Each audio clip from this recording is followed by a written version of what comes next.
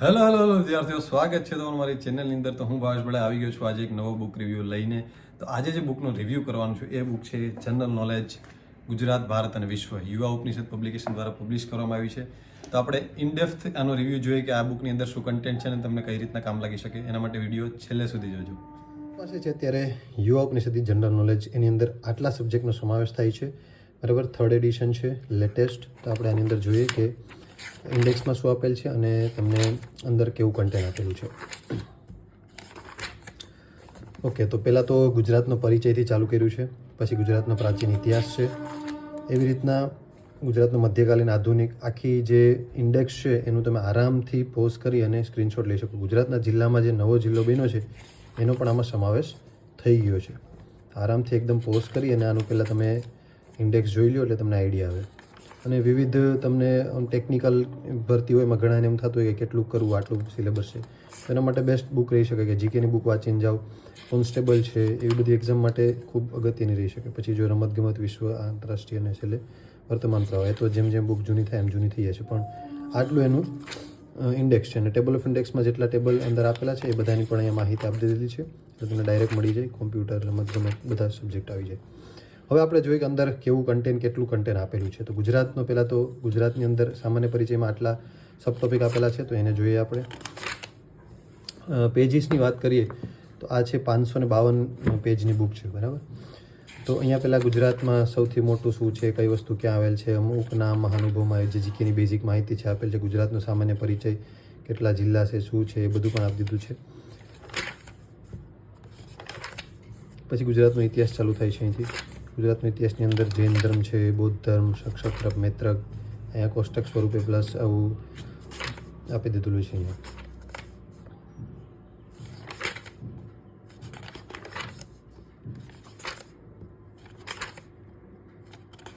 બોરસા સત્યાગ્રહ, દેશી રાજ્યનું વિલીનીકરણ,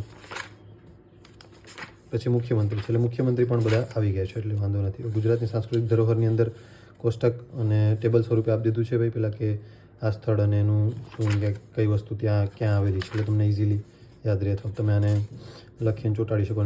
મેળાની માહિતી આ રીતના પણ આપી દીધેલી છે દરેક મેળા વિશે. પછી ગુજરાતનો નકશો છે અહીંયા. પછી ગુજરાતની ભૂગોળ છે, તો ભૂગોળની અંદર આ બધા જિલ્લાઓ છે. તો જિલ્લાની અંદર જો 34 જિલ્લા થઈ ગયા છે. વાવ, થરાદ નવો જિલ્લો આવ્યો તો એ પણ આમાં એડ થઈ ગયો છે, બરાબર. આ અહીંયા છે. પછી ગુજરાતનું ભૂપૃષ્ઠ છે, ભૌગોલિક ક્યાંક શું આવેલું છે. પછી નદીતંત્ર, સિંચાઈ, આ રીતના ટેબલ બનાવી દીધું છે. ગુજરાતની આબોહવા છે, ગુજરાતની જમીન સંપત્તિ, ગુજરાત જંગલ. તો જીકે માટે સારી બુક બનાવેલી છે. ગુજરાતના જિલ્લાઓ અલગથી પાછું અહીંયા આપી દીધું છે. તો ભૂગોળની અંદર જિલ્લા આવતા હતા. હવે એક એક જિલ્લા વિશે અલગ માહિતી, ભાઈ કે આ જિલ્લો ભાવનગરમાં તો એ ક્યારે સ્થાપના થઈ, એની અંદર કેટલા તાલુકા છે, આખી માહિતી અહીંયા છે.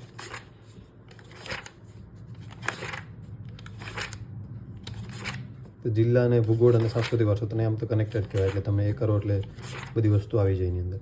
અમદાવાદ છે, અમદાવાદ મોટો જિલ્લો છે, તો એના વિશે વધુ માહિતી આપેલ છે.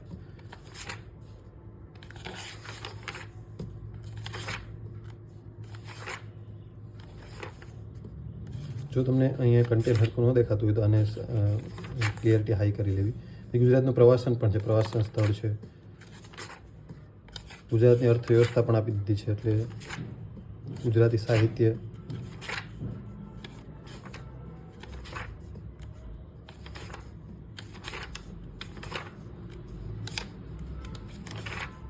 પછી ગુજરાતના મહાનુભાવોના બધાના નામ આપી દીધેલા છે.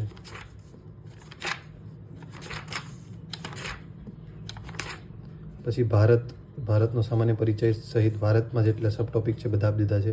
ભારતનું પ્રવાસન, કોમ્પ્યુટર, વિજ્ઞાન, ટેકનોલોજી, સામાન્ય વિજ્ઞાન, બધું. પહેલાં નોર્મલ ભારતનો પરિચય કે ભારતમાં ક્યાં કોની સ્થાપના થઈ, પહેલો વ્યક્તિ કોણ હતા, અને પહેલાં મહિલા કોણ હતા, સમાધિ સ્થળ શું આવેલ છે, કોનું ક્યાં, ને બધું.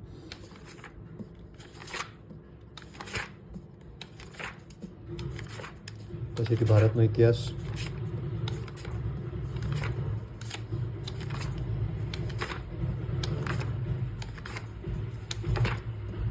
ભારતનો ઇતિહાસ ખાસો મોટો છે. પછી ભારતની સાંસ્કૃતિક ધરોહર છે, સાંસ્કૃતિક વારસો, એમાં પણ એવી રીતના જ કોણે કયો ગ્રંથ લખ્યો, શું છે, કઈ વસ્તુ ક્યાં આવેલ છે, સૂર્ય મંદિર છે કે છે.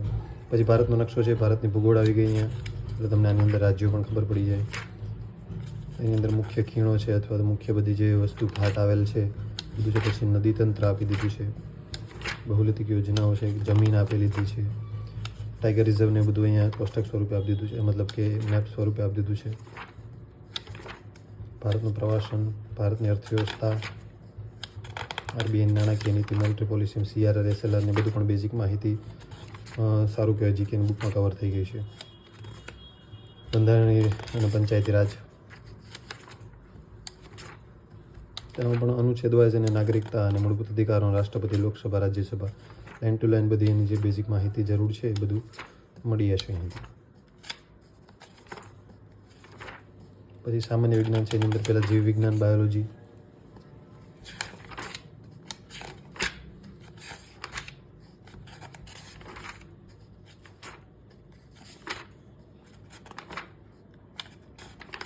પછી કેમિસ્ટ્રી આવી ગયું, પછી કોમ્પ્યુટર,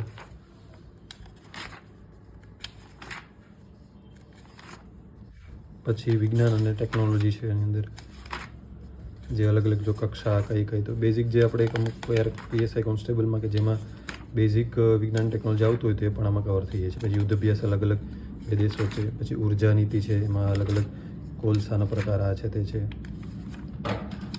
એ પણ સારું એવું કવર થયું. બૌદ્ધિક સંપદા, IPR આ પણ GPSCની અંદર ટોપિક છે. ગવર્નન્સ છે, પછી પર્યાવરણ છે, પર્યાવરણની અંદર 17 SDG ગોલ્સ આપેલા છે બધા, યોજનાઓ છે,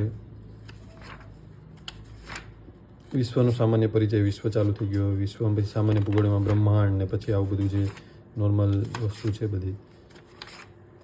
પછી વિશ્વ ભૂગોળ આપી દીધું છે, વિશ્વમાં જે 7-8 અજાયબી છે આપી દીધી છે, વિશ્વના મહાનુભાવ. પછી રમતગમત છે કે એમાં કેટલા ખેલાડીઓ હોય, કે એમાં કયો પ્લેયર ભારતનો એનો જીતેલું છે એને બધું અલગ અલગ રમત વાઇઝ આપી દીધું છે. પછી આસન અને તેની વિગત પણ આ સારું કહેવાય જીકેમાં, આસનને એની વિગત આપી દીધી છે. પછી પુરસ્કારો બધા કે કોણે પેલો ભારત રત્ન લીધો અને બધા અલગ અલગ આપણા મહાનુભાવ ઇન્ડિયાના છે તો એ પણ આવી ગયા એની અંદર. પછી આંતરરાષ્ટ્રીય સંસ્થાઓ છે, સંમેલન છે, આમાંથી પણ ઘણીવાર પ્રશ્ન પૂછાતા હોય. અગત્યના દિવસો છે એમાંથી પણ પ્રશ્ન આવતા હોય. જ્યારે કરંટમાં કોઈ હોય ત્યારે આમાંથી ડાયરેક્ટ પૂછી લે પેલી મેં શું છે. મહત્ત્વના પુસ્તકો છે, અગત્યની ટૂંકાક્ષરીમાં અહીંયા બધા શોર્ટ નેમને બધા આપી દીધું છે. પછી મહત્ત્વના પદાધિકારીમાં અત્યારે તો બધા જે છે એ પ્રમાણે પછી તો આ બદલી જતા હોય છે. અને છેલ્લે પછી કરંટ અફેર જે આપેલા છે એ તો જેમ બુક જૂની થશે એમ થઈ જશે. તો આખી કમ્પ્લીટ બુક છે બરાબર. આ પુસ્તકની પાછળ વિશેષતા આપેલ છે અને ટોટલ મેં ટ્રાય કરી છે મારો બેસ્ટ બુક રિવ્યૂ આપવાની. કેવું લાગ્યું જરૂરથી જણાવજો. નેક્સ્ટ કોઈ બુકનો રિવ્યૂ જોયો હોય તો એ જણાવજો. બાકી આવી રીતના ચેનલને લાઇક કરો, શેર કરો અને સબસ્ક્રાઈબ કરતા રહ્યો. All the best. ટાટા.